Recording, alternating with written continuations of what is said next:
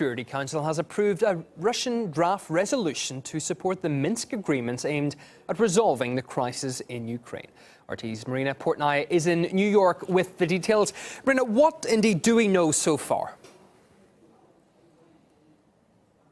Well, what we know is that this is a big breakthrough for the Security Council, which unanimously adopted the Russian draft resolution. Now, this resolution, as you mentioned, essentially endorses the European brokered Minsk agreement reached last week and calls on Kyiv and the Ukrainian separatists to fully implement the 13 points mandated in the agreement. Now, some of those points include maintaining the February 15th ceasefire and the withdrawing of heavy weapons by both sides to equal distances to create a buffer zone, prisoner exchanges, and amnesty for people involved in the fighting. The Council also reaffirmed its full respect for the sovereignty, independence, and territorial integrity of Ukraine.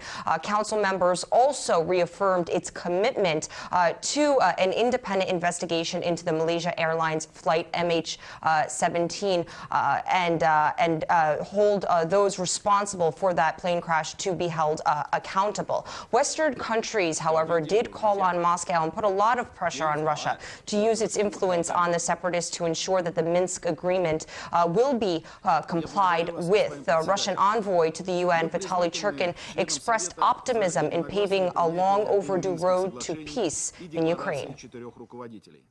We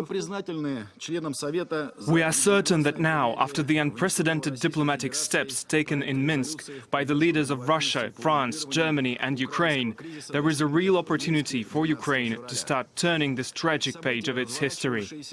The Minsk agreement must be fully complied with by all sides. We have to avoid taking unilateral measures contradicting them. Now, there's been more than 30 Security Council meetings on Ukraine. All of them have been very divisive. So that's why the unanimous adoption of this resolution on how to end the fighting in Ukraine is one that's being celebrated by most. However, U.S. Ambassador to the UN, Samantha Power, wasn't in such a jolly mood. She still blames Russia for all the conflict in Ukraine.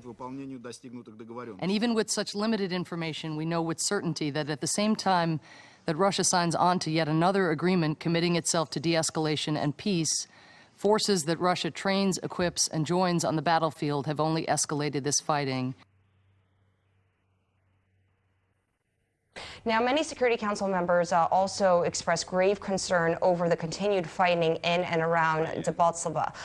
The Security Council also issued a press statement calling on all parties to immediately cease hostilities and facilitate access for the OSCE Special Monitoring Mission so they can monitor and verify compliance with the Minsk agreements.